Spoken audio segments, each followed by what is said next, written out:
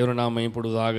இம்மட்டுமாக தேவன் நம்முடைய ஆராதனை முழுவதுமாக பரிசுத்த ஆவியானவர் இடைப்பட்டார். இந்த வேளையிலும் ஆண்டவருடைய வார்த்தையை நாம் கேட்க வந்திருக்கிறோம். ஆமென். அல்லேலூயா, அல்லேலூயா.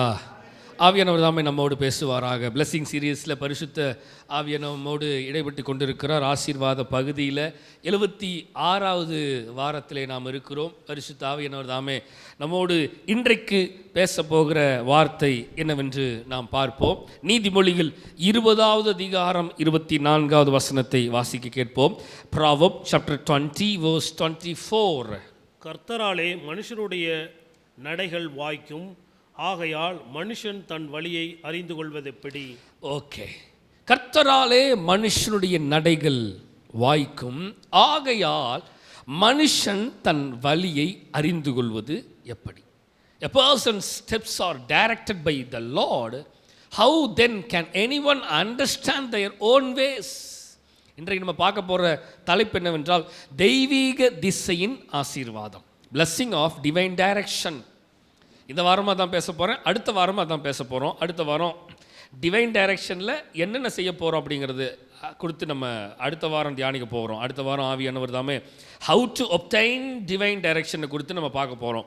அதாவது தெய்வீக திசையை அறிந்து கொள்வது, எவ்வாறு பெறுவது அப்படிங்கிறத அடுத்த வாரம் பார்க்க போகிறோம். ஸோ இந்த 2 வாரமும் தெய்வீக திசையினுடைய காரியத்தை குறித்து தான் நம்ம பார்க்க போகிறோம். ஆவியானவர் நம்மோடு பேச போகிறார். ஆமேன். சத்தமே இல்லை. ஹல்லேலூயா, ஹல்லேலூயா. ஸோ இன்றைக்கு ஆண்டவருடைய வார்த்தை பிளெஸ்ஸிங்கில் இந்த பிளெஸ்ஸிங் என்னென்னா தெய்வீக திசையின் பிளெஸ்ஸிங். நாம் ஆண்டவர் நம்முடைய ஆராதனையில் ஆவியானவர் நம்மோடு இடைப்பட்டார். அநேக காரியங்களை ஆவியானவர் பேசினார். வசனம் சொல்லுகிறது நீதிமொழியில் 20:24 கர்த்தராலே மனுஷனுடைய நடைகள் வாய்க்கும், ஆகையால் மனுஷன் தன் வழியை அறிந்து கொள்வது எப்படி? நல்லா கவனிங்க. கர்த்தராலே மனுஷனுடைய பாதைகள் வாய்க்கும், கர்த்தராலே மனுஷனுடைய வழி வாய்க்கும். மனுஷனுடைய வழியை வாய்க்க பண்ணுகிறவர் யார் தெரியுமா? கர்த்தர் தான். கர்த்தர் இல்லை என்றால் அந்த வழியை நம்மால் அறிந்து கொள்ள முடியாது. இப்போ நிறைய நேரம் நம்ம புரிஞ்சுக்கிறது, நம்ம அப்படின்னு சொல்கிறது மனிதர்களை குறித்து சொல்கிறேன். மனிதர்கள் அடுத்த லைனில் என்ன போட்டிருக்கு? மனுஷன் தன் வழியை அறிந்து கொள்வது எப்படி? நான் ஆங்கிலத்தில் இந்த வசனத்தை பார்க்க விரும்புகிறேன். ரொம்ப அழகாக இருக்கும். How then can any one understand their own ways? எப்படி ஒரு மனிதன் தன்னுடைய வழியை அவன் புரிந்து கொள்வான்? How then can any one, யாராக இருந்தாலும் சரி, எப்படி அவர்கள் அவருடைய வழியை அவர்கள் புரிந்து கொள்ள முடியும், அறிந்து கொள்ள முடியும்? சில நேரங்களில் நாம் நினைத்து போய் கொண்டிருக்கிற வழியில் நிறைய தவறுகள் நடக்கிறது. நம்ம தீர்மானித்து போய் கொண்டிருக்கிற வழியில் நிறைய நேரம் மிஸ் அண்டர்ஸ்டாண்டிங்ஸ். நாம் தீர்மானித்து போய் கொண்டிருக்கிற வழிகள், நிறைய வழிகள் தவறாக இருக்கிறது. சில நேரத்தில் அந்த தவறை நம்ம உணர்கிறோம், சில நேரத்தில் உணர்றதில்லை. ஏன்னா அதை தப்பை நம்ம பண்ணியிருக்கிறதுனால உணர மாட்டோம். இதுவே வேற யாராவது சொல்லியிருந்தாங்கன்னா, கூகுள் மேப் என்ன, கூகுள் மேப் இப்படி வழிகாட்டுற அப்படின்னு யாரை திட்டுறோம்? ஒரு மிஷினை திட்டுறோம், ஒரு எக்யூப்மெண்ட்டை திட்டுறோம். ஆனால் அதுவே நான் அந்த வழியில் தவறாக போனால் நான் என்னை நானே திட்டிக் கொள்வேனா? இல்லவே இல்லை. தவறு எங்கே தெரியுமா இருக்கு? நம்மக்கிட்ட தான் இருக்கு. நான் தீர்மானித்து போகிற வழியில் தவறு நடந்தால் என்னை நானே திருத்திக் கொள்வதற்கு, ஏற்றுக்கொள்வதற்கு மனம் வரமாட்டேங்கிறது. ஆனால் இதுவே மற்றவர்கள் வழி சொன்னாங்கன்னா, என்னங்க நீங்கள் சொன்னீங்க அந்த இடத்துக்கு போன அந்த கடையை, என்னங்க நீங்கள் அப்படின்னு நம்மளுடைய ஸ்லாங்கே மாறுது. இதுவே நம்மளே தேர்ந்தெடுத்து போய் அந்த வழியில் நிற்கும் பொழுது அந்த இடத்துல அந்த கடை இல்லைன்னு என்ன பண்ணுவோம்? நம்மளே திட்டிக்குவோமா? திட்ட மாட்டோம். ஐயோ நம்ம இந்த இடத்துக்கு வந்தோமே, இந்த கடை இல்லை, அப்போ வேற எங்கேயோ மாற்றிட்டான் போல கடை. அப்போ நம்முடைய பேச்சுகளே செயல்பாடுகளே மாறுகிறது. நல்லா கவனிங்க. A person's steps are directed by the Lord. Directed by the Lord. சொல்லுங்க, சத்தமாக தான் சொல்லுங்களேன். என்னதுங்க? டைரக்ஷனை தருகிறவர் அவர் தான். என்னுடைய வழியை நடத்துகிறவர் ஆண்டவர் தான். சொல்லுங்க, என் வாழ்க்கை பயணத்தில் என் வழியை நடத்துகிறவர் அவர் தான். நன்மையோ சொல்லுங்க, என் கூட சேர்ந்து சொல்லுங்க. நன்மையானாலும் சரி, தீமையானாலும் சரி, என் வாழ்க்கையில் எது நடந்தாலும் அது தேவன் நடத்துகிற வழி. நன்மை நடக்கும் பொழுது சந்தோஷப்படுவதும், துக்கம் நடக்கும் பொழுது துக்கப்படுவதும், ஏன் ஆண்டவர் என்று கேள்வி கேட்பதும் இது சரியானதல்ல. ஏனென்றால் நன்மையான எந்த ஈவும் பூர்ணமான எந்த வரும் பரத்திலிருந்து உண்டாகி ஜோதிகள் பிதாவிடத்தில் வருகிறது. அப்ப கர்த்தருக்கு தெரியும் எந்த நன்மையை எந்த வழியில என்னை நடத்த வேண்டும் என்று அவர் தீர்மானித்து வைத்திருக்கிறார். அதனால தான் அந்த வழியில என்னை நடத்த வேண்டும் என்று விரும்புகிறார். சில நேரங்கள் அந்த வழியில் தவறுகள் இருக்கும். தவறு ஏன் இருக்குன்னா கர்த்தர் அனுமதித்தினால் அல்ல, என்னுடைய தவறுனால இருக்கும். ஆனால் சில நேரத்தில் நான் கர்த்தர் சொல்லிவிட்டார் என்று நினைத்து கொண்டிருக்கிறேன். ஆனால் அது கர்த்தர் உண்மையாலுமே சொல்லியிருக்க வாய்ப்பே. கர்த்தர் தவறு செய்கிற தேவனா? இல்லை. அவர் ஒருபோதும் அவருடைய வாழ்க்கையில் என்னைக்காவது தவறுன்னு நடந்திருக்குதா? நடந்ததே இல்லை. நீங்கள் வேதத்தை எடுத்து பாருங்க. From the beginning, in the beginning அப்படின்னு தான் போட்டிருக்கோம். துவக்கத்திலே ஆதியிலே தேவன் வானத்தையும் பூமியும் சிருஷ்டித்தார். ரெண்டாவது, பூமியானது ஒழுங்கின்மையும் வெறுமையுமாக இருந்தது. ஸோ ஃபஸ்ட்டே அவருடைய வேலை என்ன தெரியுமா? ஒழுங்குபடுத்துறது தான் அவருடைய வேலையாக இருந்துச்சு தவிர, அப்போ தவறு செய்ய வேண்டும் என்று தேவன் நினைத்து கொண்டிருந்தால் அந்த இடத்துல ஒழுங்குபடுத்தியிருக்கவே மாட்டார். அந்த தவறு தவறாகவே இருக்கட்டும்னு விட்டுருப்பார். அந்த எரரை அப்படியே விட்டுருக்கலாம். ஆனால் அவர் அந்த எரரை, அங்கே இருக்கிற எரரை அவர் சரி பண்ணிட்டு அடுத்தடுத்த லெவலுக்கு போகணுன்னு தான் விரும்புகிறாரே தவிர, அந்த எரரை விட்டுட்டு பார்த்துட்டு பார்க்காம போகிற தேவனாக நம்முடைய ஆண்டவர் அல்ல. நான் சொல்றது புரியுதா உங்களுக்கு? So a person's steps are directed by the Lord. தேவனாலே நடத்தப்படுகிறது, தேவனாலே நடத்தப்படுகிறது. How then can anyone understand their own ways? மனுஷன் தன் வழியை அறிந்து கொள்வது எப்படி? ஒருவேளை நம்ம வழியை தேர்ந்தெடுத்துட்டோம், நம்ம வழியை செலக்ட் பண்ணிட்டோம், நமக்கு இந்த வழி சரியானதாக இருக்கிறது, நமக்கு நம்ம பார்வைக்கு இது கரெக்டாக இருக்கிறது என்று நினைத்து தீர்மானம் பண்ணினால் நிச்சயமாக, அதனால் வசனமே சொல்லுது, மனுஷன் தன் வழியை அறிந்து கொள்வது எப்படி? அண்டர்ஸ்டாண்ட் இருக்குது, புரிந்து கொள்வது எப்படி?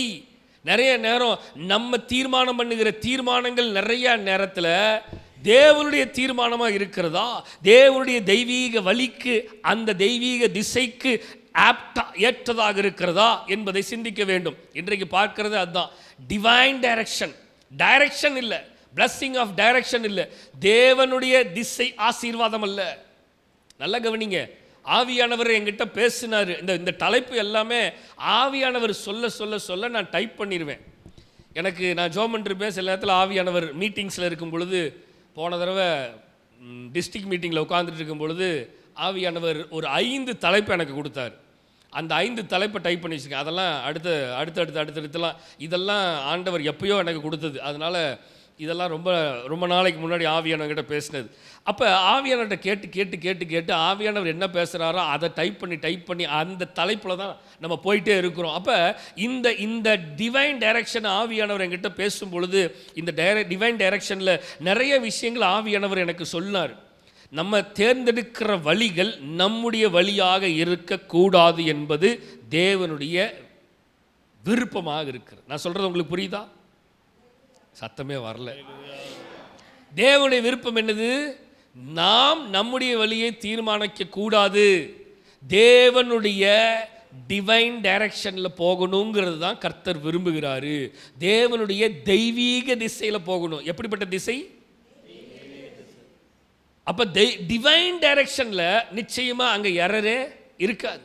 தெய்வீக ஆவியானவர் வந்து விட்டால், அந்த தெய்வீகம் வந்து விட்டாலே, அந்த டிவைன் வந்துருச்சுனாவே அங்கே பிரச்சனை இருக்காது. இந்நேரம் சத்தமாக ஆமேன்னு சொல்லியிருக்கணும். அந்த டிவைன் இல்லாமல் ஒன்லி டைரக்ஷன் அப்படின்னு இருந்துச்சுன்னா நிச்சயமாக அது பிரச்சனை தான். இன்னைக்கு நம்ம பேச போகிறது டைரக்ஷன் இல்லை, டிவைன் டைரக்ஷன். வாசிக்கலாமா? ஏசாயா 55 அதிகாரம் 8-9 வசனத்தை வாசிக்கலாம். என் நினைவுகள் உங்கள் நினைவுகள் அல்ல, என் நினைவுகள் உங்கள் நினைவுகள் அல்ல, உங்கள் வழிகள் என் வழிகளும், உங்கள் வழிகள் என் வழிகளும் அல்லவென்று கர்த்தர் சொல்லுகிறார். பூமியை பார்க்கலாம் வானங்கள் எப்படி உயர்ந்திருக்கிறதோ அப்படியே வழிகளை பார்க்கலாம் என் வழிகளும் உங்கள் நினைவுகளை பார்க்கலாம் என் நினைவுகளும் உயர்ந்திருக்கிறது. அல்லேலூயா. வசனம் புரிகிறதா? ஆவியானவர் நம்மோடு பேசுகிற அந்த டிவைன் டைரக்ஷனை பாருங்க. It's not a direction blessing. It's a divine direction blessing. It's not a direction blessing. இது திசையின் ஆசீர்வாதம் இல்லை. இந்த வார்த்தையை நன்றாக கவனித்து பாருங்கள். இது திசையின் வார்த்தை அல்ல, டிவைன் டைரக்ஷனுடைய வார்த்தை. இது பரிசுத்த ஆவியாருடைய வார்த்தை. அவர் என்ன சொல்றாரு தெளிவா? என் நினைவுகள் உங்கள் நினைவுகள் அல்ல. Your thought is not my thought, my thought is not your thought. அடுத்தது, உங்கள் வழிகள் என் வழிகளும் அல்லவென்று கர்த்தர் சொல்றார். Your way is not my way, my ways is not your ways. புரியுதா மக்களே? அதுக்கு அடுத்த வசனத்தில் அழகா அதுக்கு விவரிக்கிறாங்க பாருங்க. பூமியை பார்க்கிற வானங்கள் எப்படி உயர்ந்திருக்கிறதோ. பூமி அவ்வளவு அழகுதான். ஆனா வானத்தை ஒவ்வொரு நாள் அண்ணாந்து பார்க்கும்போது அந்த மேகங்களை பாருங்க. அந்த மேகங்கள் ஒவ்வொரு நாளும் சில பிக்சர்ஸ்லாம் நான் எடுத்து வச்சிருக்கிறேன். நான் வெளியில் ஈவினிங் டைமில் பார்க்கும்பொழுது சில நேரங்கள் அந்த சன் செட் ஆகும்போது பார்த்தீங்கன்னு வைங்களேன், சில நேரங்களில் அவ்வளவு அழகான காட்சிகளாக இருக்கும். நான் அதை பார்த்த உடனே என்ன பண்ணிடுறேன், என் ஃபோனை ஓடி போய் எடுத்து என் ஃபோனில் ஃபோட்டோ எடுத்து வச்சுக்குவேன். ஏன்னா அவைகளை எந்த ஆர்டிஸ்ட்னாலும் வரைய முடியாது. அதை எந்த மனிதனாலும், அதை எந்த டெக்னாலஜினாலும் அதை கிரியேட் பண்ண முடியும். இது ஆண்டவருடைய படைப்பு. அவரால் மாத்திரம்தான் இந்த கலரை, இந்த ஸ்ட்ரக்சரை, இந்த ஃபார்மை அவரால் மட்டும்தான் பண்ண முடியுமே தவிர எந்த மனிதனாலும் பண்ண முடியாது. ரீசெண்டாக போன மாதத்தில் நான் ஈவினிங் டைமில் ஒரு 6 மணிக்கு பார்த்தேன். அப்படி சன் செட் ஆகும்போது அங்கே ஒரு கலர் இருந்துச்சு பாருங்க. அதில் அந்த ரெயின்போன்னு சொல்லுவோம் பார்த்தீங்களா, அந்த மாதிரி இந்த மல்டி கலர் ரேஸ் அப்படியே வந்துச்சு. அதை பார்க்கும் பொழுது உண்மையாலுமே அவ்வளவு தேவனுடைய படைப்பை நான் ஒவ்வொரு நாளும் பார்க்கும் பொழுது தேவனுக்கு நன்றி சொல்லுவேன். ஆண்டவரே, என்ன ஆண்டவரே இவ்வளவு அழகாக வச்சிருக்கிறீங்க. No man, no human can do this. இதை எந்த மனிதனாலும் செய்ய முடியாது. இப்போ சொல்கிறாங்க ஏஐ அப்படின்னு சொல்லி, ஆர்டிஃபிஷியல் இன்டெலிஜென்ஸ். அதனாலலாம் இந்த கரெக்ஷன் பண்ண முடியாது. இப்போ நிறைய நேரம் பார்த்தீங்கன்னா வீடியோலாம் எடிட் பண்ணும் பொழுது கலர் கரெக்ஷன் பண்ணுவோம் நாங்கள். என்னது கலர் கரெக்ஷன்? டார்க்காக இருந்தால் பிரைட் ஆக்குறது, பிரைட்டாக இருந்தால் கொஞ்சம் டார்க் ஆக்குறது, கலரை எல்லோவை மாற்றலாம், கலரை ரோஸாக மாற்றலாம், க்ரீனாக மாற்றலாம், கலர் கரெக்ஷன் சொல்லுவோம். அப்போ நல்லா கவனிங்க மக்களே, இந்த கலர் கரெக்ஷன் எல்லாம் அவர்கிட்ட இல்லை. அப்போ வசனத்தை பாருங்கள். பூமியை பார்க்கிற வானங்கள் எப்படி உயர்ந்திருக்கிறதோ அப்படியே உங்கள் வழிகளை பார்க்கலும் என் வழிகளும், உங்கள் நினைவுகளை பார்க்கலும் என் நினைவுகள் உயர்ந்திருக்கிறது. அப்போ ஆண்டவருடைய நினைவுகளுக்கு எட்ட நினைவு என் நினைவு கிட்ட போக முடியுமா? முடியவே முடியாது. அவருடைய வழிக்கு நிகராக என் வழி நிற்க முடியுமா? நிற்கவே முடியாது. நான் தீர்மானித்து போகிற வழிக்கு நிகராக அவருடைய வழி இருக்குமா? இருக்கவே இருக்காது. Hallelujah. This is called divine direction. இப்போ புரியுதா உங்களுக்கு டிவைன் டைரக்ஷன் என்னது? தெய்வீக வழி என்னது? தெய்வீக திசை என்னது? அவர் சொல்றாரு, பூமியை பார்க்கல வானங்கள் எப்படி உயர்ந்திருக்கிறதோ கம்பேர் பண்ணவே முடியாது. அப்படியே உங்கள் வழிகளை பார்க்கலும் என் வழிகள். அப்படின்னா என்ன? அவ்வளோ டிஸ்டன்ஸில் இருக்குது. பூமிக்கு வானத்துக்கும் அவ்வளவு டிஸ்டன்ஸ் போல உங்கள் வழியும் என்னுடைய வழியும் அவ்வளவு தூரமாக இருக்கிறது. உங்கள் நினைவுகளும் என் நினைவுகளும் அவ்வளவு டிஸ்டன்ஸில் இருக்கிறது. அவ்வளவு என் நினைவுகள் உயர்ந்திருக்கிறது கர்த்தர் சொல்லுகிறார். இன்னொரு வசனத்தை வாசிக்கலாம். ஏசாயா 46 10 வசனத்தை வாசிக்கலாம். அந்தத்தில் உள்ளவைகளை ஆதி முதற்கொண்டு இன்னும் செய்யப்படாதவைகளை பூர்வ காலம் முதற்கொண்டும் அறிவிக்கிறேன். நல்ல கவனிங்க, அறிவிக்கிறேன். இந்த வார்த்தையை கவனிங்க. என் ஆலோசனை நிலை நிற்கும், எனக்கு சித்தமானவைகளை எல்லாம் செய்வேன் என்று சொல்லி. மக்களே, அந்த வார்த்தையை பாருங்கள். அந்தத்தில் உள்ளவைகளை ஆதி முதற்கொண்டு இன்னும் செயல்படாதவைகளை பூர்வ காலத்தில் கொண்டும் அறிவிக்கிறேன். இன்னும் செயல்படாதவைகளை, இன்னும் ஒர்க் பண்ணாததெல்லாம் நான் ஒர்க் பண்ண வைப்பேங்கிறார் கர்த்தர். இன்னும் செயல்படாத காரியங்களை செயல்பட வைக்கிறேன் என்று கர்த்தர் சொல்லிட்டு அவர் சொல்றாரு, என் ஆலோசனை நிலைநிற்கும், எனக்கு சித்தமானவைகள் எல்லாம் நான் செய்வேன்னு கர்த்தர் சொல்றார். எனக்கு சித்தமானவைகளை நன்றாக கவனிங்க. What is mean by divine direction? எனக்கு சித்தமானதை செய்யறது it's not a divine direction. கர்த்தருக்கு சித்தமானதை செய்யறது தான் டிவைன் டைரக்ஷன். நல்லா கவனிங்க மக்களே. இன்னைக்கு நம்ம என்ன வழியை தேர்ந்தெடுக்கிறோம்? இவ்வளவு நாள் எந்த வழிகளை நாம் தேர்ந்தெடுத்து கொண்டிருந்தோம்? எப்படிப்பட்ட வழிகளை நாம் போய் கொண்டிருந்தோம்? நாம் தீர்மானிக்கிற தீர்மானங்கள் எப்படியாக இருந்துச்சு? கர்த்தரிடத்தில் ஒன்றை நான் கேட்டேன்.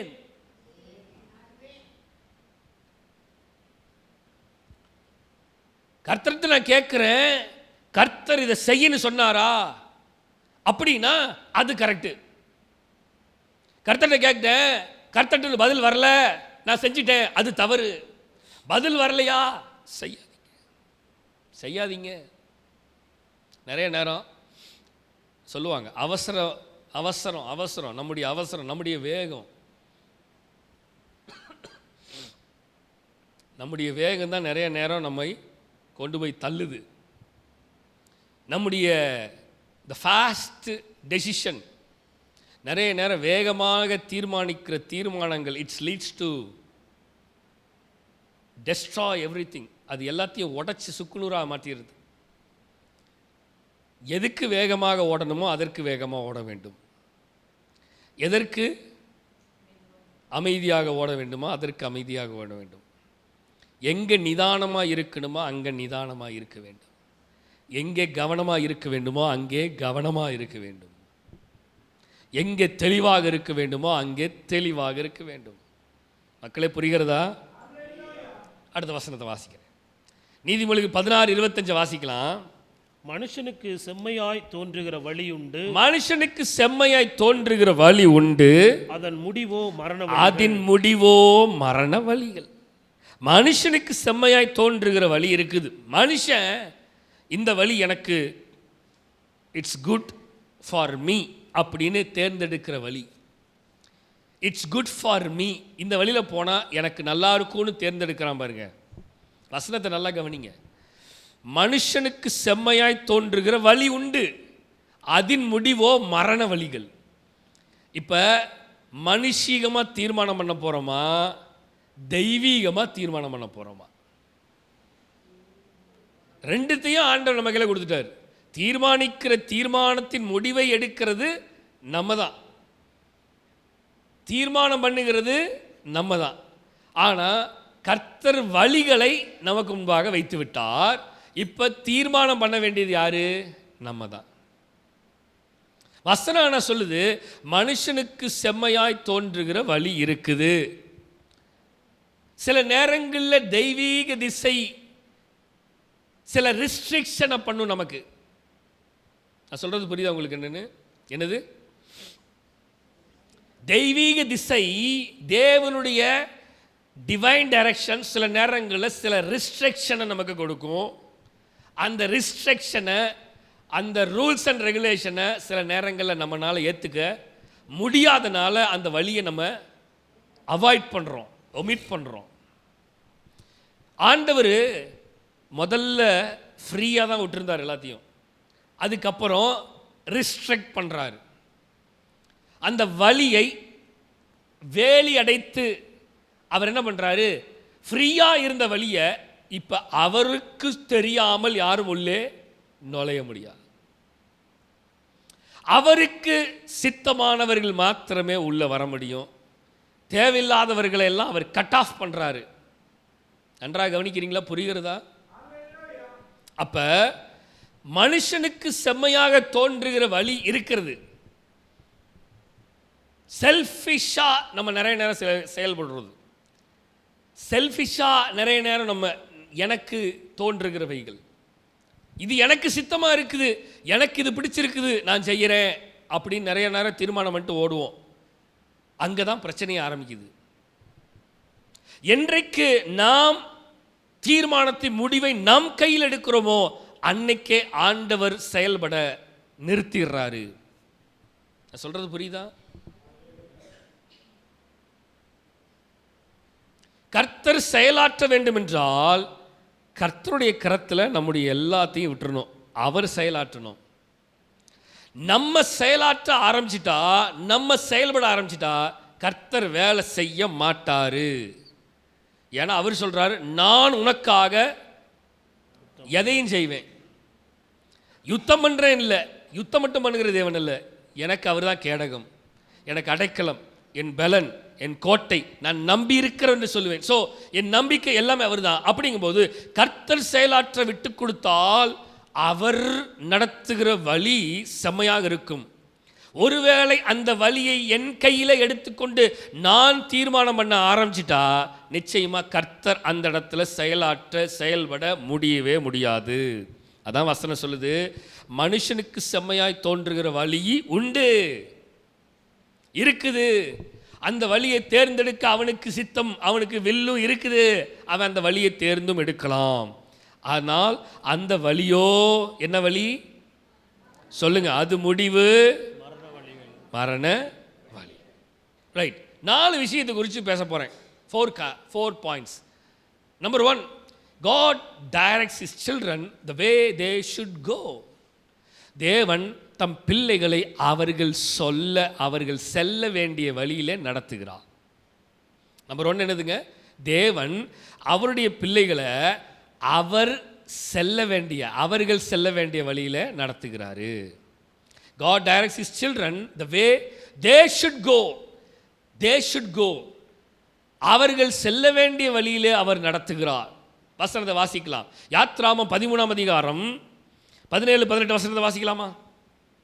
பார்வோன் ஜனங்களை போக விட்ட பின் ஜனங்கள் யுத்தத்தை கண்டால் மனமடிந்து எகிப்துக்கு திரும்புவார்கள் என்று சொல்லி பெலிஸ்தரின் தேச வழியாய் போவது சமீபமானாலும் தேவன் அவர்களை அந்த வழியில் நடத்தாமல் சிவந்த சமுத்திரத்தின் வனாந்திர வழியாய் ஜனங்களை சுற்றி போக பண்ணினார். இஸ்ரவேல் புத்திரர் எகிப்து தேசத்திலிருந்து அணியாய் புறப்பட்டு போனார்கள். நல்லா கவனிங்க, தேவன் தன்னுடைய பிள்ளைகள் எந்த வழியில போகணும்னு அவர் தீர்மானம் பண்ணி வச்சிருக்கிறார். புரியுதாங்க? அவர்கள் அந்த தேவனுடைய பிள்ளைகள், தேவன் தம் பிள்ளைகள், அவருடைய பிள்ளைகள், God's children, ஆண்டவருடைய பிள்ளைகள் எந்த வழியில போகணும், எந்த வழியில செல்லணுங்கிறத கர்த்தர் தீர்மானிக்கிறார். புரியுதா? It's called God's divine direction. அவர்களுடைய விருப்பத்தின்படி செல்வதற்கு அல்ல, தேவ விருப்பத்தின்படி செல்வதற்கு. நல்ல வசனத்தை கவனிங்க, அந்த வசனம் தெளிவாக போட்டிருக்குது. பார்வோன் ஜனங்களை போக விட்ட பின்பு, ஃபர்ஸ்ட் பார்வோன் ஜனங்களை போக விடவே இல்லை, பல முறைகள் போக விடலை. இப்போ அவனை போக விட்டுட்டான். So now they are free, அவங்க விடுதலை ஆயிட்டாங்க, வெளியில் வர்றாங்க. ஆனால் நன்றாக கவனிங்க, நம்முடைய தேவன் ஃபியூச்சரை பற்றி யோசிக்கிறவர். He is not thinking about present situation. நல்லா புரியுதா உங்களுக்கு என்னன்னு? நம்முடைய ஆண்டவர் கரண்ட் சிச்சுவேஷனை பற்றி யோசிக்கிற தேவன் மாத்திரம் அல்ல, He is thinking about your futures. ஆண்டவர் எதிர்காலத்தை குறித்து சிந்திக்கிறார். அப்ப வசனம் சொல்லுது, ஜனங்கள் யுத்தத்தை கண்டால் மனமடிந்து.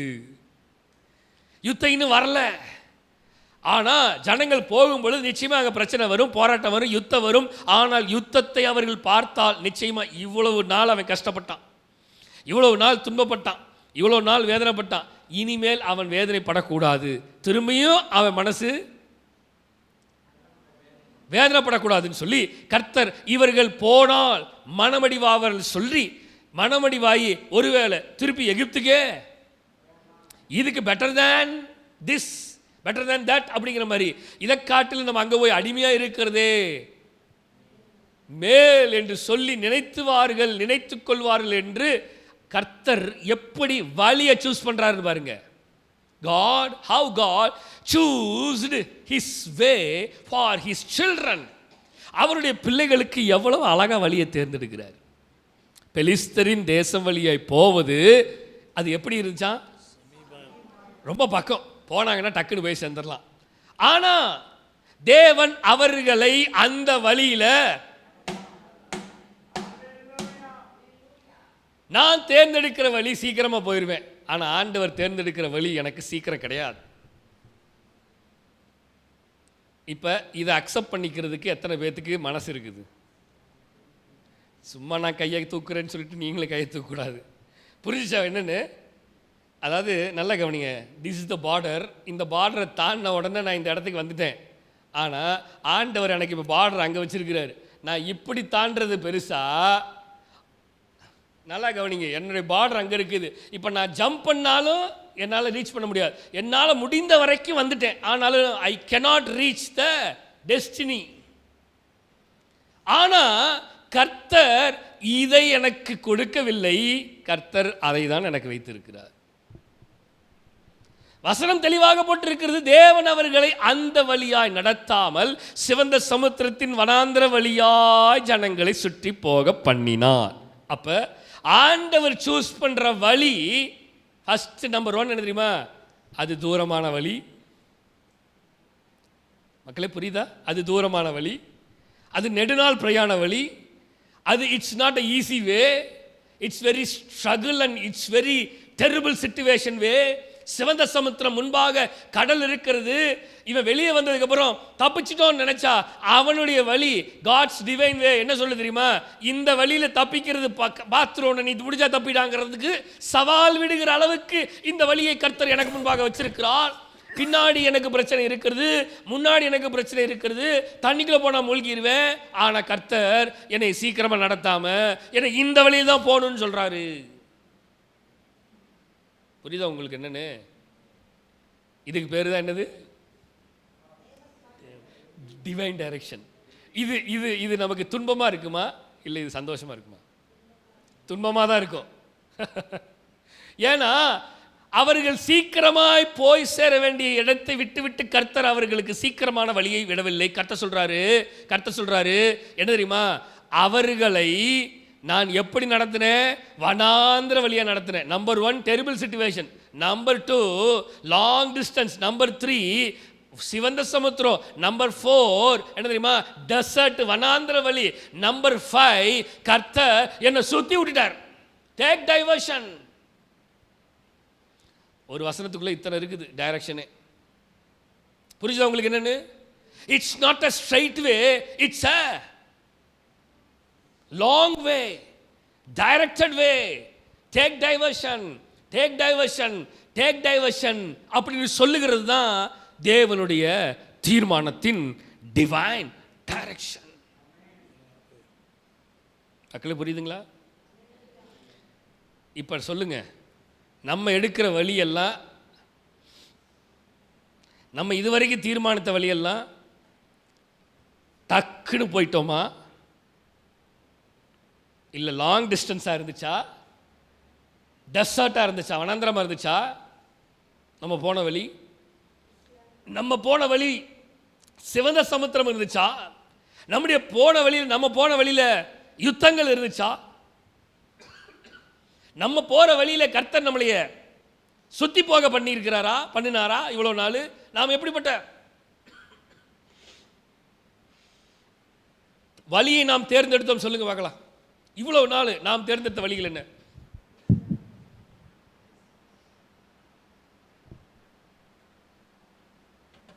மக்களே சொல்லுங்க மக்களே, இவ்வளவு நாள் நாம் தேர்ந்தெடுத்த வழி என்ன?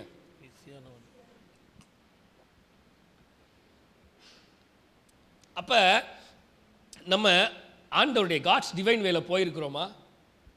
சிந்திங்க. இன்னைக்கு ஆவியார் நம்மோடு பேசுறார். இந்த வருடத்தினுடைய இந்த 2 வாரம் தான் இருக்குது, 22 and 29. 22வது வாரம், 29வது வாரம், 2 வாரத்தில் இந்த வருஷத்தை முடிய போகுது, நிறைவு பெற போகுது. இந்த ஆண்டின் கடைசி நேரத்தில் ஆவியானவர் நம்மோடு பேசி கொண்டிருக்கிறார். மக்களே, என் ஜனமே, you want to select, you want to choose God's divine way. சரி, நம்பர் 2 பார்க்கலாமா? God directs his children around timing and season. தேவன் தம் பிள்ளைகளை நேரம் மற்றும் கால சூழ்நிலை வழியாய் நடத்துகிறார். புரிஞ்சுக்கலாம் உங்களுக்கு என்னன்னு? வாசிக்கலாமா? ஆதியாமம் 26ஆம் அதிகாரத்துக்கு நேரம் திருப்பிக் கொள்ளுங்க. எழுதிக்கோங்க.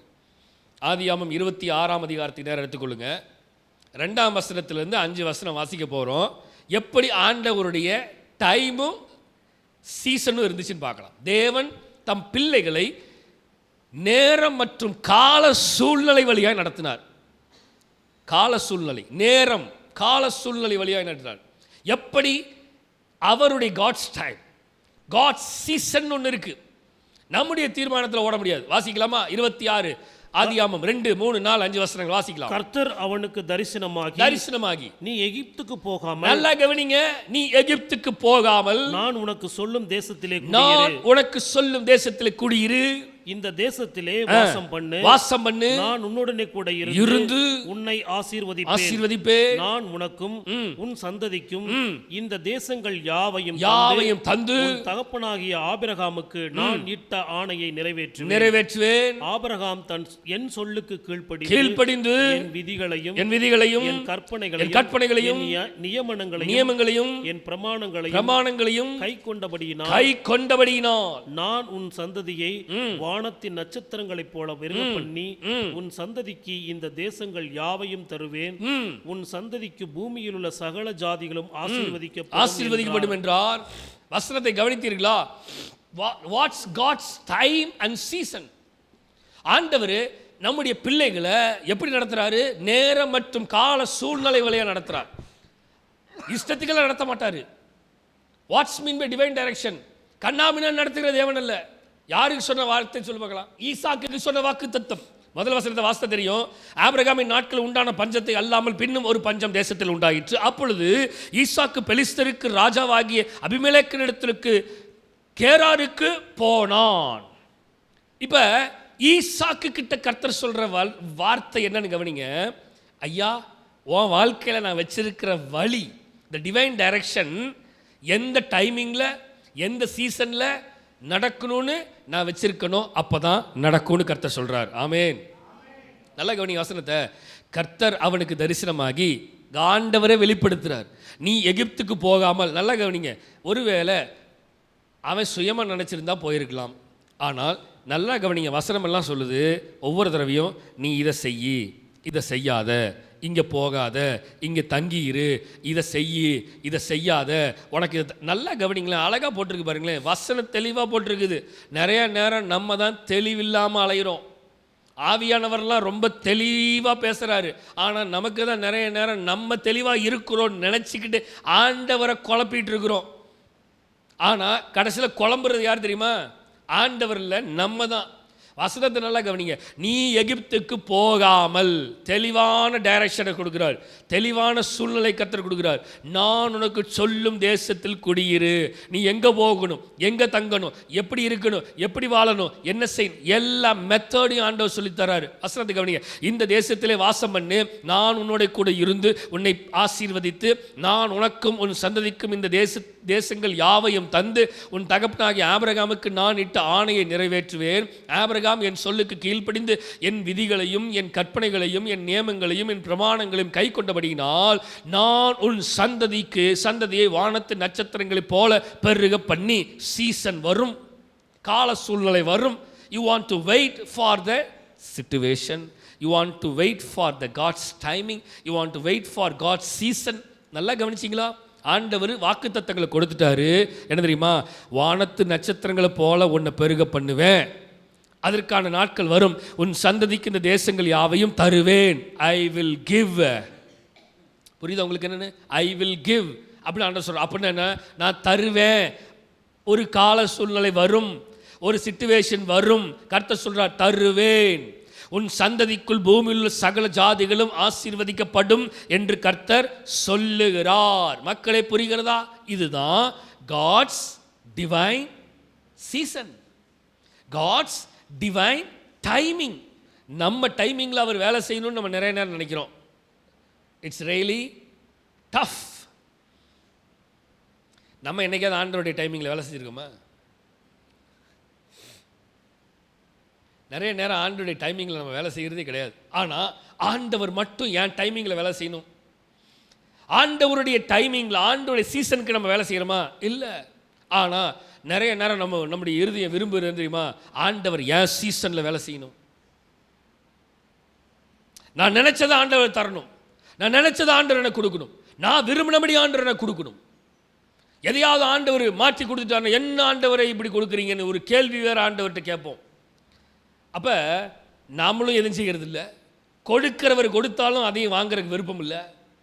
என்னுடைய விருப்பத்தை நிறைவேற்றணும் என்று விரும்புகிறேன், ஆனால் அவருடைய சித்தத்தை செய்வதற்கு எனக்கு விருப்பம் இல்லை. எல்லாமே மிஸ்மேட்ச், எல்லாமே எனது எடக்கு முடக்காக இருக்கிறது.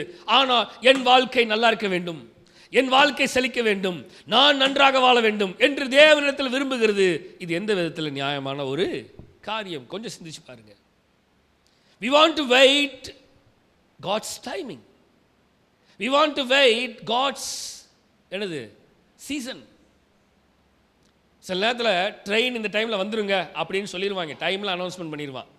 நடுவில் எங்கேயாவது என்னது கிராசிங் ஏதாவது சிக்னல் கோளாறு ஏற்பட்டால் ட்ரெயின் கூட தாமதமாகிறது. ஃப்ளைட் வெதர் கண்டிஷனில் எவ்வளவு நாள் டிலே ஆகிரும். ராக்கெட் லான்ச் பண்ணுறான் நாசா, ஆனால் அதில் கூட சில நேரத்தில் டைமிங்கு மிஸ் ஆகும். மக்களே நல்லா கவனிங்க, எல்லாமே டைமிங் மிஸ் ஆகும், ஆனால் ஆண்டோடைய டைமிங் மட்டும் மிஸ் ஆகாது. ஆனால் அந்த டைமிங்க்கு நம்ம காத்திருக்கணும், அந்த வேலைக்கு நம்ம காத்திருக்கணும். காத்திருக்கும் பொழுது தான் நம்ம நிறைய நேரம் அதை புரிஞ்சுக்கிறதுல அதுதான் டிவைன் டைரக்ஷன். வாசிக்கலாமா? அப்போஸ்தலர் நடவடிக்கைகளின் புஸ்தகம் 1ஆம் அதிகாரம் 4-5 வசனத்தை வாசிக்கலாமா?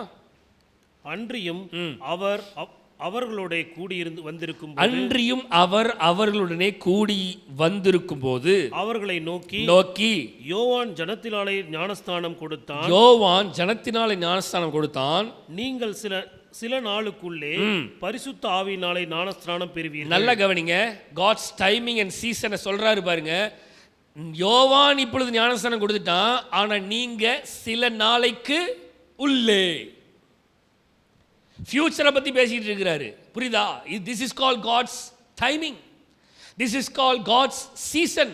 நீங்கள் இப்போ எல்லாம் உட்காந்து சத்தியத்தை கேட்டுட்டு இருக்கிறீங்க, ஆனால் சில நாளைக்குள்ளே பரிசுத்த ஆவியினாலே ஞானஸ்தானம் பெறுவீர்கள். 5ஆம் வசனம். ஆகையால் நீங்கள் எருசலேமை விட்டு போகாமல். நல்லா கவனிங்க, ஆண்டவர் இன்னும் செய்ய மாட்டேங்கிறாரு, ஆண்டவர் இன்னும் செயலாட்ட மாட்டேங்கிறாரு. பரலோகத்துக்கு போகணும்னா காத்திருக்க தான் செய்யணும். அவசரப்பட்டு பரலோகம் போக முடியாது, நரகத்தான் போகணும். எப்படிங்க? ஒரு பஸ்ஸில் ஏறி உட்காந்துட்டு டைம் ஆகுதுடா சீக்கிரம் பஸ்ஸை எடுங்கடா அப்படின்னு போய் டிரைவர்கிட்ட சொல்லிடுவோமா? சொல்லுங்க, சொல்ல முடியாது. ஃப்ளைட்டில் ஏறி உட்காந்துட்டு பைலட் போய் வண்டியை சீக்கிரம் எடியா, எனக்கு போய் சேரணும் சீக்கிரம் எடியா அப்படின்னு சொல்ல முடியுமா? சொல்ல முடியாது. உட்காந்து சீட் பெல்ட்டை போட்டு உட்காந்துருக்கான், அவன் எப்போ எடுக்கிறானா அப்போ தான் வண்டி நகரும். நல்லா கவனிங்க, ஆண்டவர் சொல்றாரு, ஆகையால் நீங்கள் எருசலேமை விட்டு போகாமல் என்னிடத்தில் கேள்விப்பட்ட பிதாவின் வாக்குத்தத்தம் நிறைவேற காத்திருங்கள் என்று கட்டளையிட்டார். புரிகிறதா என்னன்னு? அந்த வாக்குத்தத்தங்கள் நிறைவேறுவதற்கு I want to sit back in God's presence and I want to wait for God's timing and I want to wait for God's season. நிறைய நேரம் என்னால் அவசரம் பொறுக்க முடியல. புரிகிறதா மக்களே? புரிஞ்சுச்சா? இதுதான் ஆண்டவருடைய டிவைன் டைரக்ஷனுடைய டைமிங். அவர் சொல்றாரு, நீங்க இப்போ உட்கார்ந்துருக்கீங்க, நீங்க சில நாளைக்குள்ளே பரிசுத்த ஆவியினால் நிரப்பப்படுவீர்கள். அதற்கு நீங்க என்ன தெரியுமா பண்ணணும்? உட்காருங்க, முதல்ல காத்திருங்க, பிதாவுடைய கட்டளைக்கு காத்திருங்க, பிதாவுடைய வாக்குத்தத்தங்களுக்கு காத்திருங்க. நீங்க காத்திருந்தேன் பொறுமையுடன் கேட்டீரே என் வேண்டுதலை. எப்படி? காத்திருந்தேன் பொறுமையுடன் கேட்டீரே என் வேண்டு. அப்ப நான் காத்திருக்கணும்.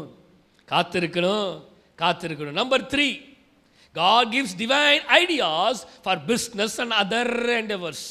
வணிகம் மற்றும் பிற முயற்சிகளுக்கு தேவன் தெய்வீக யோசனைகளை வழங்குகிறார். நான் பிஸ்னஸ்ங்கிறத நான் ஆவியானவர் நம்மோடு பேசுவார்.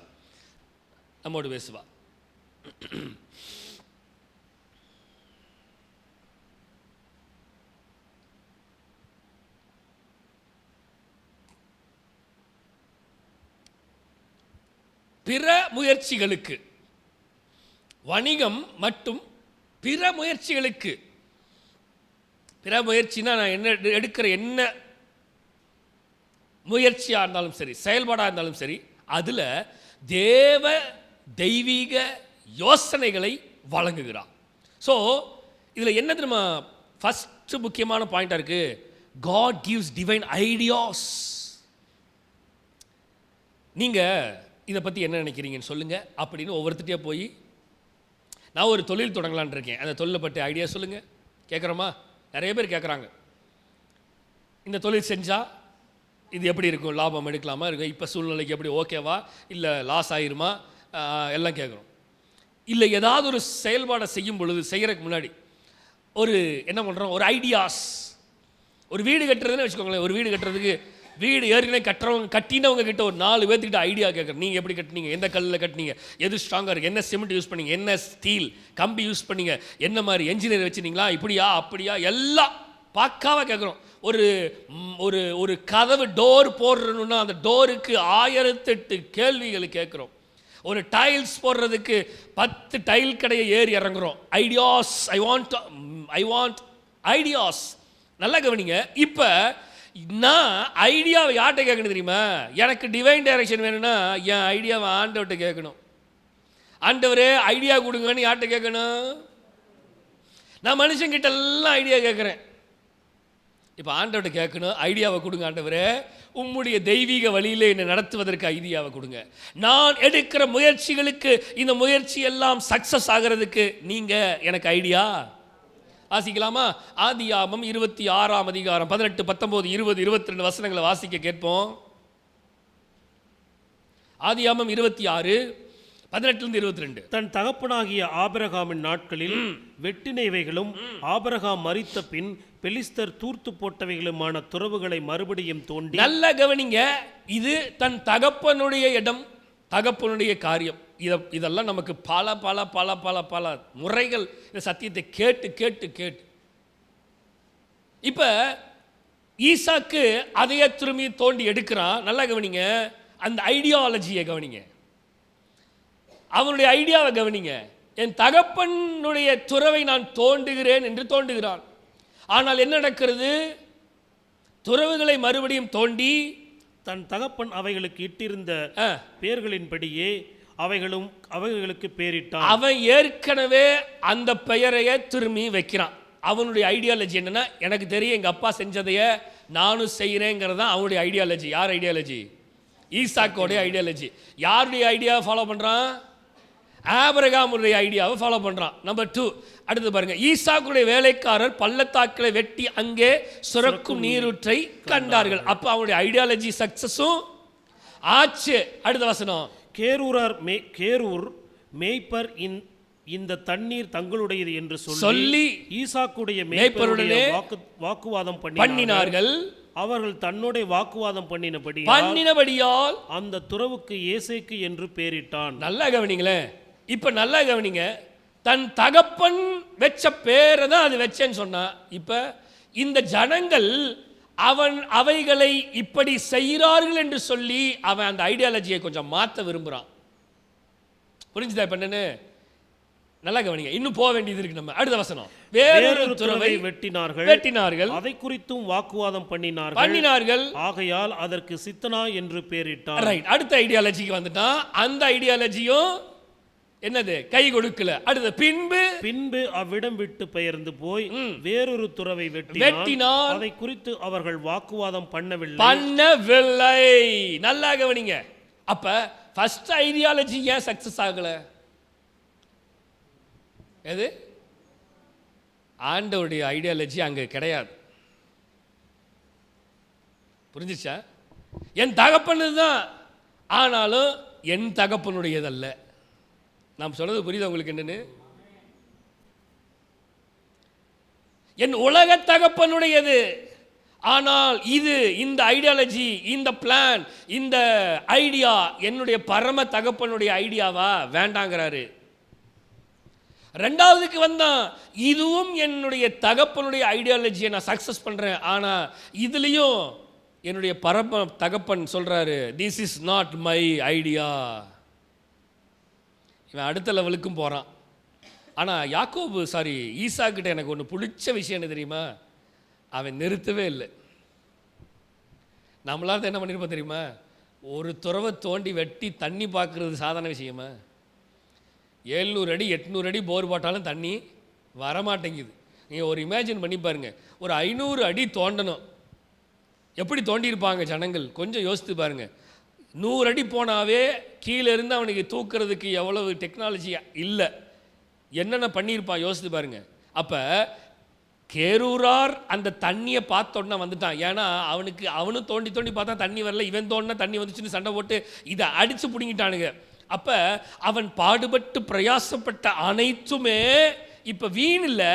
இது ஆண்டவருடைய விருப்பம் அல்ல. நான் நிறைய நேரம் நான் நட்டேன் அப்பளோ நீர் பாய்ச்சி நான் விளைய மாட்டேங்குது.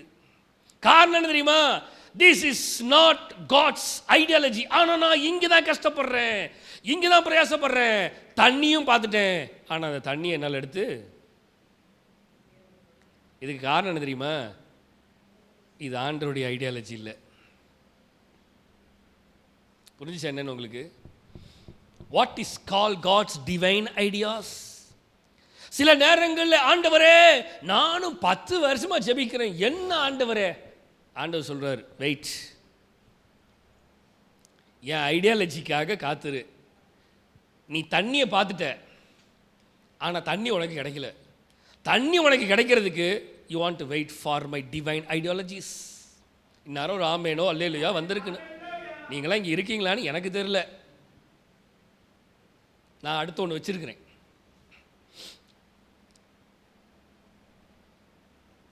கடைசியில் அவங்க வந்தபோது வசனத்தை கவனிங்களேன், அதை குறித்து அவர்கள் வாக்குவாதம் பண்ணவில்லை. அப்பொழுது அவன் நாம் தேசத்தில் பழுகும்படிக்கு, நல்லா கவனிங்களேன், இப்பொழுது கர்த்தர் என்னவா நமக்கு இடம் உண்டாக்கினார் என்று சொல்லி அதற்கு ரெகோபோத் என்று பேரி.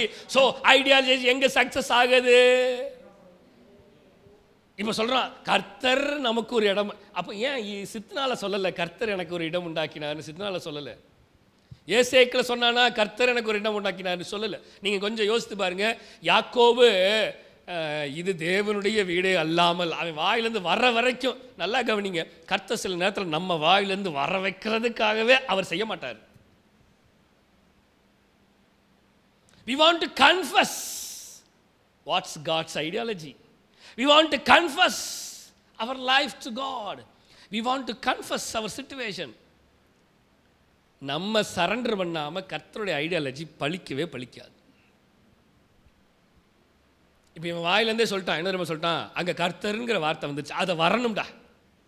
அதை வர வைக்கிறதுக்கு தான் இவ்வளோ நேரம் நான் தடுத்தேன். நான் செஞ்சேன் சரி செய் செய் செய் நல்லா செய் நல்லா செய். இப்போ ஆண்டவர் வேடிக்கை மட்டும் தான் பார்ப்பாரு. மக்களை புரிஞ்சிச்சா? What is ideology? இங்கே நான் செய்யல, இங்கே கர்த்தர் எனக்கு ஒரு இடம் உண்டாக்கினாரியா. This is the ideology, successful ideology. Right? 3 முடிஞ்சிச்சு. Number 4, God gives divine direction on the solution to specific problems. குறிப்பிட்ட பிரச்சனைகளுக்காக தீர்வுகளை குறித்து தேவன் தெய்வீக வழிமுறைகளை வழங்குகிறார். சில பிரச்சனைகளுக்கு எனக்கு தீர்வே வரமாட்டேங்குது, நானும் முட்டி மோதுறேன், ஆனால் என்ன வரமாட்டேங்குது? பிரச்சனைகளுக்கு சொல்யூஷன் கிடைக்கல. பிரச்சனைகளுக்கு என்ன கிடைக்கல சொல்லுங்க? Solution to specific problem. ஆனால் ஆண்டவர் இன்னைக்கு சொல்கிறாரு, நான் உன்னை தெய்வீக டைரக்ஷனில் அனுப்புறதுக்கான நோக்கம் என்ன தெரியுமா? மகனே மகளே, இந்த பிரச்சனைக்கான சொல்யூஷன், தீர்வுகள், தமிழ் அழகாக போட்டிருக்கு, குறிப்பிட்ட பிரச்சனைகளுக்கான தீர்வுகளை குறித்து தேவன் தெய்வீக வழிமுறைகளை வழங்குகிறார். வாசிக்கலாமா? யோசுவாவின் புஸ்தகம் 6ஆம் அதிகாரம் 1-5 வசனத்தை வாசிக்க கேட்போம். யோசுவா. எரிகோ இஸ்ரவேல் புத்திரருக்கு முன்பாக அடைக்கப்பட்டிருந்தது. நல்லா கவனிங்க, அவங்களுக்கு முன்னாடி ஆண்டவர் பிளாக் பண்ணிட்டார். என்னதுங்க சொல்லுங்க? பிளாக். காட் பிளாக் த வே. இஸ்ரவேல் ஜனங்களுக்கு முன்பதாக ஆண்டவர் என்ன பண்ணாரு? ஹி பிளாக்ட் த வே. வழியை அடைத்தார். வாசிங்க. ஒருவரும் வெளியே போகவும் இல்லை, ஒருவரும் உள்ளே வரவும் இல்லை. நல்லா கவனிச்சிங்களா? No one can enter and no one can go out from that place. யாருனாலையும் நகரவே முடியாது. ஸோ இவங்க ஒரு இக்கட்டான சிச்சுவேஷன்ல மாட்டிட்டு இருக்காங்க. வசனம், கர்த்தர் யோசுவாவை நோக்கி, இதோ எரியோவையும் அதன் ராஜாவையும் யுத்த வீரரையும் உன் கையில் கொடுத்தேன். நல்லா கவனிங்க. நடக்க போகிறதை குறித்து ஆண்டவர் சொல்றார், கொடுத்துட்டேன். புரியுதா உங்களுக்கு என்னன்னு? எரிகோ அடைக்கப்பட்டுருச்சு, பிரச்சனைகள் அடைக்கப்பட்டு இருக்கிறது என்னை சுற்றிலும். இந்த பிரச்சனைக்கு தீர்வுகளை காண வேண்டும் என்று கர்த்தர் விரும்பி இந்த பிரச்சனைக்கான the specific solution கர்த்தர் கொடுக்கிறார். that is called divine direction. சொல்யூஷனை கொடுக்கிறாரு. நம்முடைய ஆண்டவர் எல்லாவற்றுக்கும் சொல்யூஷனை தருகிற தேவன். பிரச்சனைகளுக்கு தீர்வு கிடையாது அப்படின்னு அல்ல, நம்முடைய தேவன்கிட்ட எல்லா பிரச்சனைக்கும் என்ன இருக்கு? தீர்வு உண்டு. அப்ப கர்த்தர் சொல்றாரு, இதோ எரிகோவையும் அதன் ராஜாவையும் யுத்த வீரரையும் உன் கையில ஒப்பு கொடுத்தேன். யுத்த புருஷராகிய நீங்கள் அனைவரும் பட்டணத்தை சூழ்ந்து ஒரு தரம் சுற்றி வாருங்கள். இப்படி 6 நாளும் செய்ய கடவீர்கள்.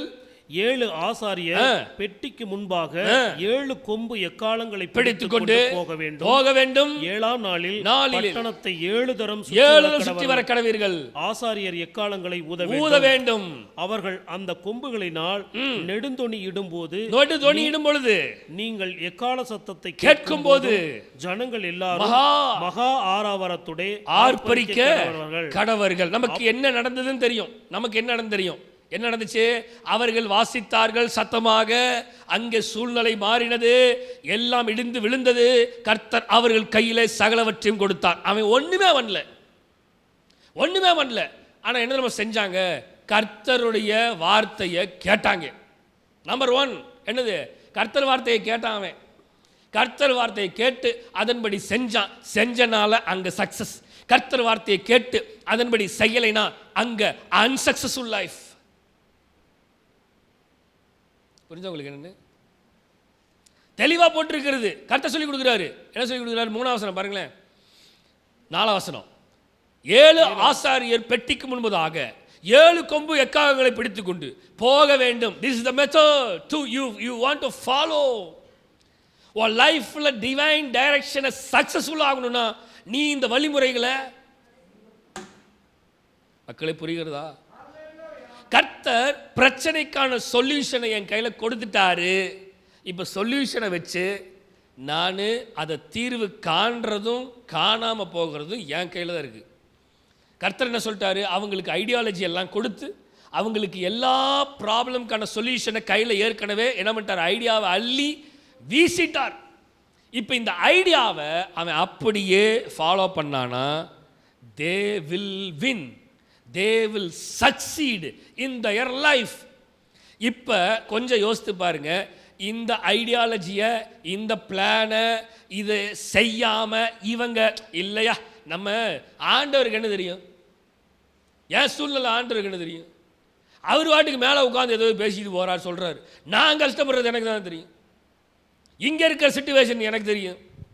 என்னை சுற்றிலுமிக்க ஜனங்கள் எவ்வளவு பேசுறாங்கன்னு எனக்கு தான் தெரியும். நிந்திக்கிறார்கள், ஏளனமா பேசுகிறார், நகைக்கிறார்கள், பிரச்சனை போராட்டம் கேவலப்படுத்தினா இவர் வாட்டுக்கு சும்மா சொல்லிட்டு போயிடுவார், இதை செய்ய அதை செய்யணும். இதெல்லாம் அவரா வந்து பார்த்தாரு, ஃபேஸ் பண்றது நான் தானே அப்படின்னு எல்லாம் நமக்கு கேள்வி எழும்பலாம். அங்கேயும் அவர்களுக்கு அப்படி ஒரு கேள்வி எழும்பி இருக்கலாம். வசனம் தெளிவாக போட்டிருக்கிறது. முதல் வசனத்திலேயே இஸ்ரவேல் ஜனங்கள் முன்பதாக எரிகோ அடைக்கப்பட்டு விட்டது. ஒருவனும் வெளியும் போக முடியாது, உள்ளேயும் வர முடியாது, அடைச்சி வைக்கப்பட்ட ஒரு சூழ்நிலை. அதில் தான் ஆண்டவர் ஐடியாவையே கொடுக்குறாரு. அதில் தான் ஆண்டவர் பிளான்ஸையே கொடுக்குறார். நீ இதை இதை செஞ்சினா உனக்கான சொல்யூஷன் கிடைக்கும் என்று கர்த்தர் சொல்லுகிறார்.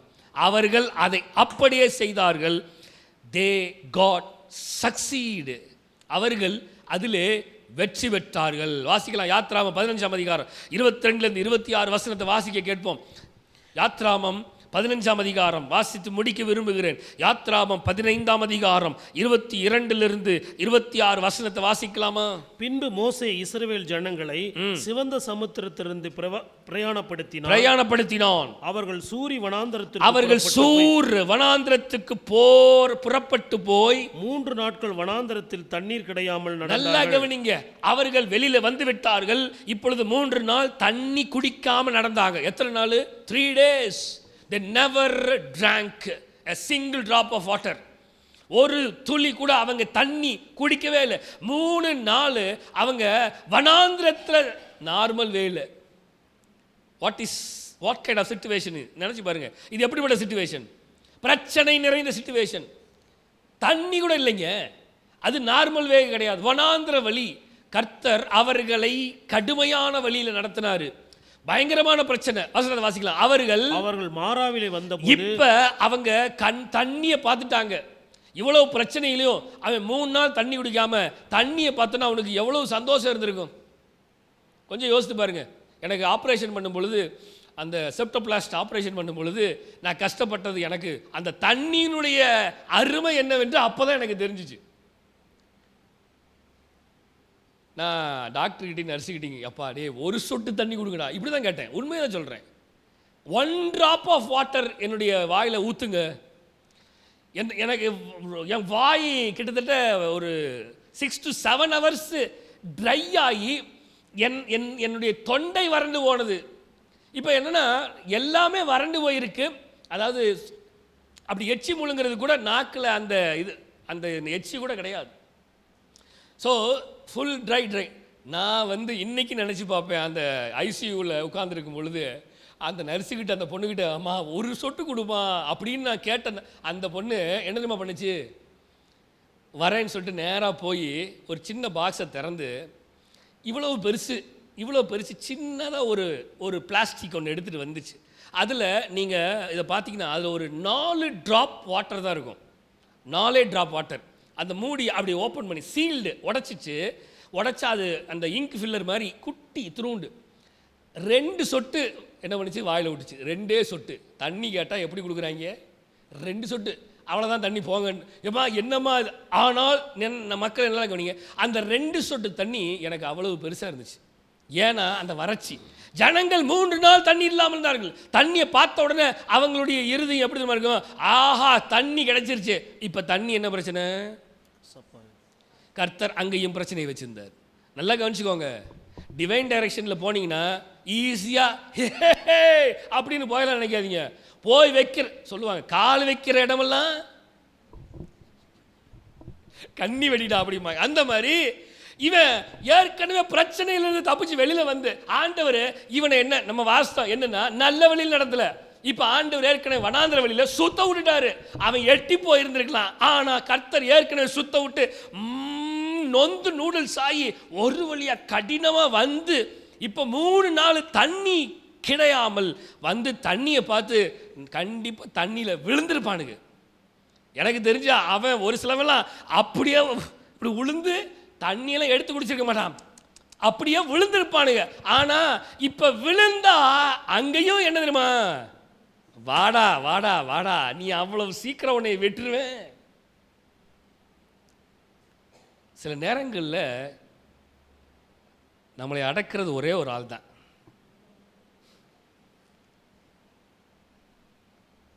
வேற யாருனாலையும் நம்மளை அடக்க முடியல. அடக்குன்னு அடக்கிட்டே தான் இருக்கார். ஆனாலும் நம்ம அடக்குறோமா, ரத்தம் கொதிக்கிறது. மக்களை நான் முடிக்க விரும்புகிறேன். அவர்கள் மாராவின் தண்ணீர் கசப்பா இருந்ததினால் அதை குடிக்க அவர்களுக்கு கூடாததா இருந்தது. அதனால் உடனே பேரை வச்சுட்டான் அப்படின்னு சொல்லிட்டு, அதுக்கு என்ன வச்சுட்டான். இப்ப அதோட நிறுத்தல. இப்ப எங்களை ஒருத்தன் கூட்டிட்டு வந்தான் பார். எங்கடா அவன், எங்கப்பா அந்த ஆட்டோக்கார தம்பி அப்படி அந்த மாதிரி எங்கடா அந்த மோசே கூப்பிடுறான் அவனை. இது எல்லாத்துக்கும் காரணம் என்ன தெரியுமா, எங்க பாஸ்டர் தான். அவனை கொல்லணும். முதல்ல சத்தியத்தை பேசுறேன்னு சொல்லி எங்களை கொல்லுன்னு கொல்றான். அவனை கூப்பிடு, எங்க பாஸ்டரை கூப்பிடு. எல்லாத்துக்கும் அவன் தான காரணம். என்னமோ எங்க சபை தான் வேறு விரிக்கப்பட்ட சபைன்னு எங்களை மட்டுமே தனியா இழுத்துட்டு போறான், கூப்பிடுறான் அந்த ஆட்டோக்காரனை அப்படிங்கிற மாதிரி. பிரச்சனை எங்க தெரியுமா, நம்ம மேல. நான் சொன்ன ஸ்டார்டிங்லேயே சொன்னேன் என்ன தெரியுமா, என் பிரச்சனையை நான் ஒருபோதும் ஏற்றுக்கொள்ள மாட்டேன். இப்போ மோசையா வந்து வாடாமா நான் நிறுத்திட்டு வந்தான். பீப்புள் ஆஃப் காட் சொல்லுங்க, மோசேவா மாராவுக்கு போலான்னு இழுத்துட்டு வந்தான் ஜனங்களை? சொல்லுங்க மக்களே. இல்லை, மாராவுக்கு நடத்துறது யாரு? ஆனா ஜனங்கள் யாரை திரும்பி பார்த்தாங்க? கூப்பிடுறான் அந்த மோசைய. மக்களை வசனத்தை பாருங்க.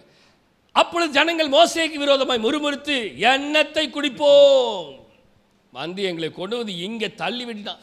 மோசே கர்த்தரை நோக்கி, வேற வழி இல்லை, பாவம் அவன் என்ன பண்ணுவான், இவங்கிட்ட கோவப்பட முடியாது, இவனுக்கு எவ்வளவு சொன்னாலும் புரியவும் புரியாது. அதனால நமக்கு புரிஞ்ச ஒரே ஆள் யார் தெரியுமா? நம்மளை புரிஞ்சுக்கிற ஒரே ஆள் தெரியுமா? அவர் மட்டும்தான். அதனால அவரை கூப்பிட்டுருவோன்னு சொல்லி ஆண்டவர், அப்பொழுது கர்த்தர் மோசேக்கு ஒரு மரத்தை காண்பித்தார். நம்ம ஆண்டவர் எல்லாத்துக்கும் சொல்யூஷன் வச்சிருக்கிறார். ஒரு ஆமென் சொல்லுங்களேன். நான் சொன்னேன் தெரியுமா, நான் போய் விழுகணும்.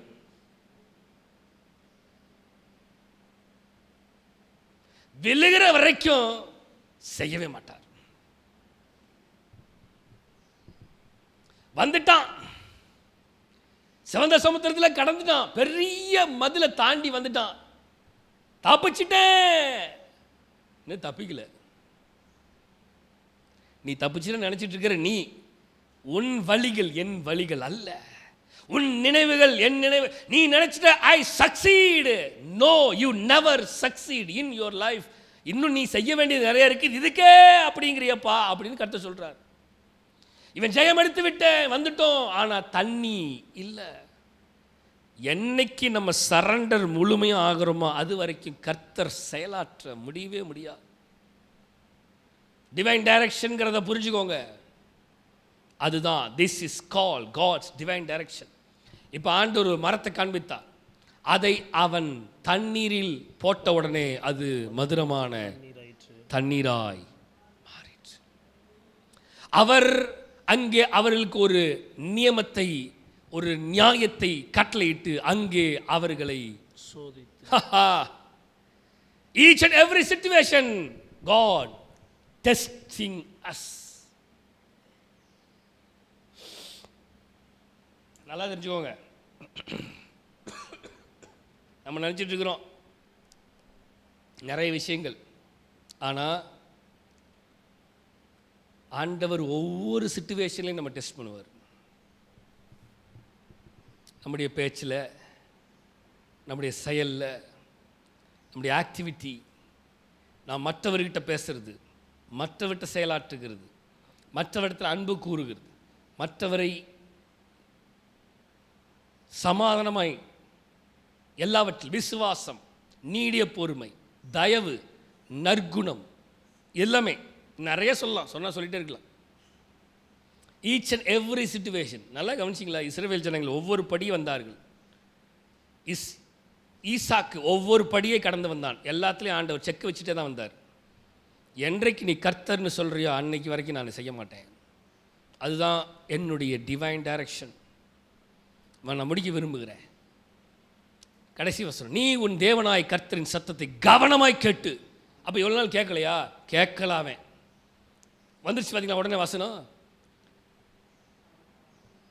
மாறாவின் நீரை மதுரமாக மாற்றி தண்ணியை குடிக்க கொடுத்து அவன் வாயில ஊத்துல முடிச்ச உடனே ஆண்டவர் சொல்றாரு, நீ உன் தேவனாகிய கர்த்தரின் சத்தத்தை கவனமாய் கேட்டு.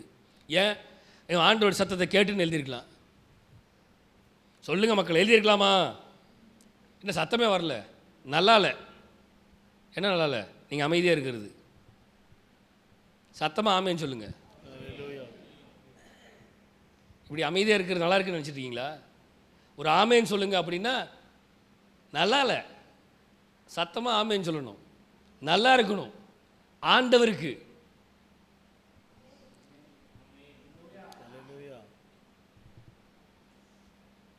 அமைதியாக உட்கார்ந்து இருக்கிறது நல்லா இல்லை. வசனத்துக்கு முடிக்க விரும்புகிறேன், முடிச்சிடறேன். நீ உன் தேவனாய் கர்த்தரின் சத்தத்தை கவனமாய் கேட்டு அவர் பார்வைக்கு செம்மையானவைகளை செய்து அவர் கட்டளைகளுக்கு செவி கொடுத்து. இன்னும் முடிக்கல.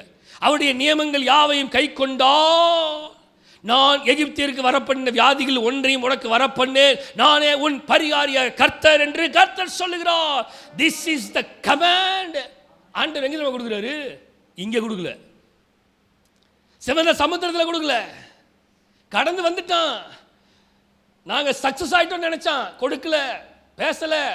மாறாவின் தண்ணீரை குடிக்க கொடுத்தார், அதுலயும் ஆண்டவர் பேசவில்லை. தண்ணியை நல்லா குடிக்க வச்சு அவனை தெளிவுபடுத்தி சொல்லுவாங்களே, தெளிய அடிடா அப்படின்னு, குடிக்க வச்சு தெளிய வச்சு கர்த்தர் சொல்றாரு, நீ உன் கர்த்தரின் சத்தத்தை கவனமாய் கேளு. மக்களே, இன்றைக்கு ஆவியானவர் நம்மகிட்ட பேசினது தான் என்ன தெரியுமா? we want to hear God's divine direction carefully. எப்படி தெரியுமா கேட்கணும்? தெய்வீக திசையை, தேவனுடைய பாதையில கவனமா கேட்கணும். அப்பதான் கர்த்தர் தெய்வீக வழியில நம்மை நடத்துவார். நல்லால அடுத்த வாரம் என்ன பேச போறோம்? how to obtain divine direction.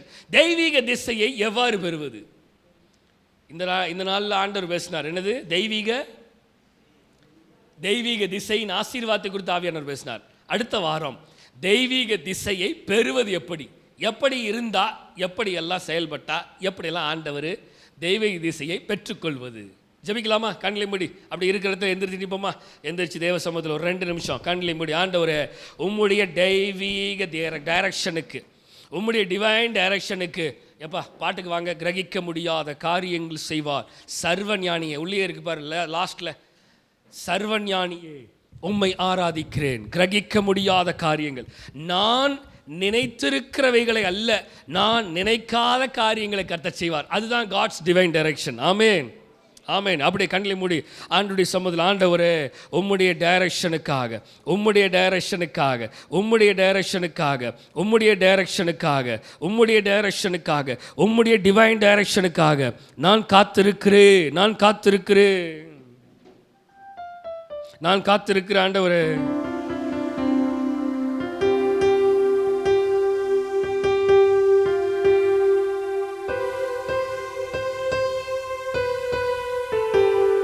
என் இயலாமையில் செயல்படுவீர், கரம் என்னை விலகாதிருக்கும்.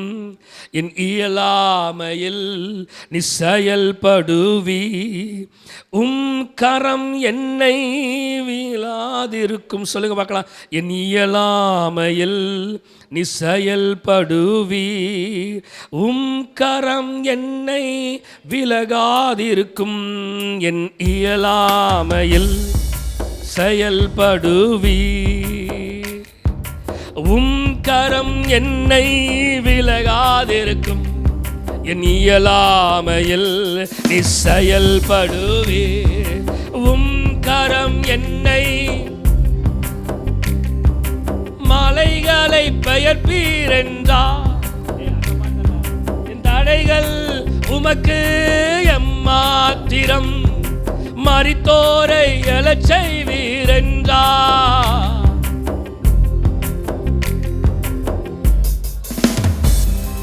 கிரகிக்க முடியாத காரியம் செய்வீர் சர்வஞானியே.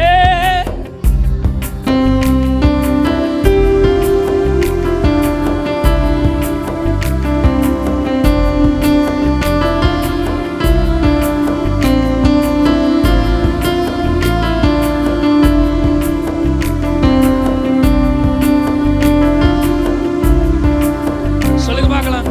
இயலாமையில் நீ செயல்படுவீர், கரம் என்னை. மக்களே, ஆண்டவர் எப்ப திரும்ப செயலாற்றுவாரு? நான் சொன்ன மாதிரி, ஆண்டவர் பேசுன மாதிரி சரண்டர் பண்ணணும் நம்மளை முழுவதுமா. என்னுடைய இயலாமையில தான் அவர் செயல்படுவார். நான் செயல்பட்டு கொண்டே இருந்தால் அவர் செயலாற்ற முடியாது. அவர் செயலாற்றுவதற்கு என் வாழ்க்கையை ஒப்பு கொடுக்கணும். மலைகளை பெயர்ப்பீர் என்றார். என் தடைகள் உமக்கு, சொல்லுங்க இந்த வார்த்தைய, மரித்தோரை எழச் செய்வீர் என்றார். என் நோய்கள் உமக்கு கிரகிக்க முடியாத சர்வஞானியே.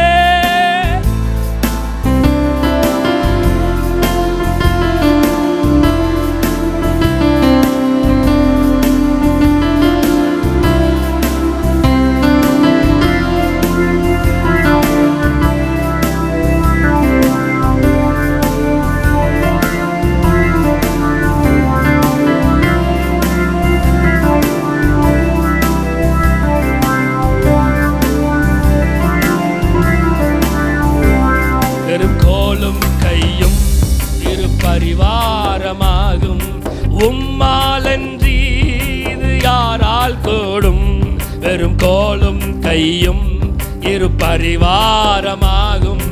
உம்மாலன்றி இது யாரால் ஆகும். ஆகாயத்து பட்சிகளை போஷிப்பீரென்றா, என்னையும் போஷிப்பது நிச்சயமே.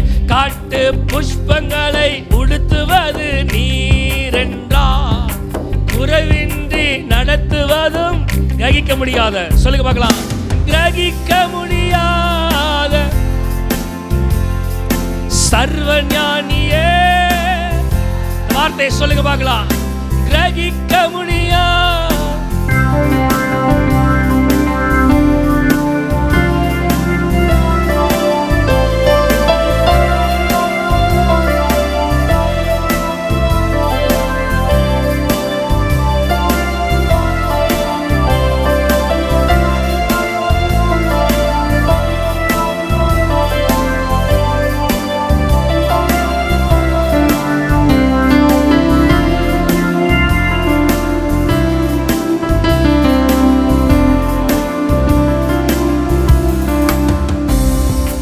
கிரகிக்க முடியாத காரியங்களை என் வாழ்க்கையில் செய்யுங்கப்பான்னு சொல்லுங்க, சொல்லுங்க, சொல்லுங்க, சொல்லுங்க. கிரகிக்க முடியாத காரியங்களை, நான் நினைத்து பார்க்க முடியாத காரியங்களை வாழ்க்கையில் செய்யுங்க ஆண்டவரேன்னு சொல்லுங்க. நீர் தான் செயலாற்றணும் ஆண்டவரே, நீர் தான் செயலாற்றணும் ஆண்டவரே. சொல்லுங்க, சொல்லுங்க, சொல்லுங்க. ஒரு 2 நிமிஷம் ஆண்டவர்ட்ட நம்முடைய வாழ்க்கையை ஒப்பு கொடுங்க பார்க்கலாம். நீர் தான் செயலாற்றணும், நீர் தான் செயலாற்றணும், நீர் தான் செயலாற்றணும் ஆண்டவரே. எங்க வாழ்க்கையில நீங்க என்ன செய்ய சித்தமா இருக்கிறீரோ உம்முடைய டிவைன் டைரக்ஷன் எங்களுக்கு வேணும் ஆண்டவரே. உம்முடைய தெய்வீக திசை எங்களுக்கு வேணும், உம்முடைய தெய்வீக திசை எங்களுக்கு வேணும், உம்முடைய தெய்வீக திசை எங்களுக்கு வேணும். அந்த திசையில நீங்க எங்களை நடத்தும்படியாக வேண்டிக் கொள்கிறோம் ஆண்டவரே. உம்முடைய கரத்தில் எங்களை தருகிறோம், தாழ்த்துகிறோம். பரிசுத்த ஆவியானவரே, நீர் எங்களை ஆளுகை செய்து வழிநடத்துவீராக. எங்களோடு பேசின வார்த்தைக்காக நன்றி செலுத்துகிறோம். இந்த டிவைன் டைரக்ஷன்ல இன்னும் அதிகமா நீர் எங்களை நடத்தும்படியாக ஒப்பு கொடுக்கிறோம், தாழ்த்துகிறோம், அர்ப்பணிக்கிறோம். நீர் செயலாற்ற, நீர் செயலாற்ற, நீர் செயலாற்ற எங்க வாழ்க்கைய, எங்க ஊழியத்தை, எங்க குடும்பத்தை நாங்க சரண்டர் பண்றோம் ஆண்டவரே. எங்க வேலை ஸ்தலத்தை எல்லாத்தையும் சரண்டர் பண்றோம். நீங்க செயலாற்றுங்கப்பா, நீங்க செயலாற்றுங்கப்பா, நீங்க செயலாற்றுங்கப்பா. உடைய கரத்தில் எங்களை தருகிறோம், தாழ்த்துகிறோம்.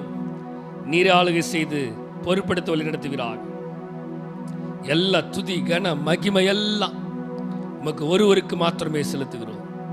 மீட்பரும் ரட்சகருமா இயேசு கிறிஸ்துவின் மூலம் ஜெபம் கேளும் எங்கள் ஜீவனுள்ள நல்ல பிதாவே.